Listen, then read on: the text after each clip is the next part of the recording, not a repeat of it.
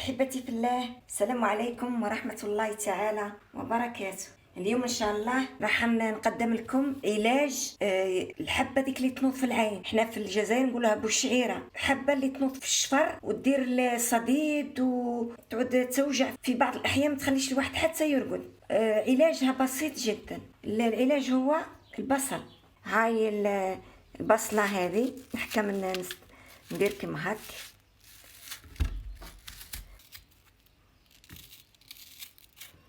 هكذا، ونديرها لهنا، نديرها في هذه الكرشيطه هكذا، ونروح نطيبها على النار.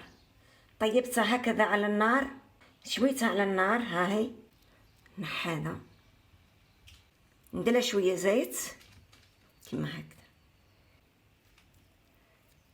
ندير البصله هذيك بالزيت، نخليها تبرد شويه، تحطها فوق العين، يعني فوق الحبه وفوق العين هكذا، ويرقد المريض، يرقد وهي فوق عينه، حطها على هذه الجهه هك، يعني الوقت اللي يحتمله ساعه ساعتين قد ما يقدر يحتمل، يخليها فوق عينه وينحى، يعني يرميها. كان ارتاح في النهار الاول، هاو ارتاح، ما ارتاحش يزيد يعاود الليله الثانيه، الغدوه يزيد يعاودها في الليل يديرها كيعود راح يرقد مره مرتين ثلاثه. كاين من الاستعمال الاول يريح من البصله هذه، يخرج الصديد، تقتل الميكروبات وداوي الجرح هذاك تاع الحبه هذاك، يبرم من البصل. بصل راه مضاد حيوي، انتفاخ هذاك يزول، والسطر يزول، ويرقد المريض رايح. وان شاء الله هذه الوصفه تعجبكم وتفيدكم. اللي يسمع بواحد مريض قولها له ويوريها له، وان شاء الله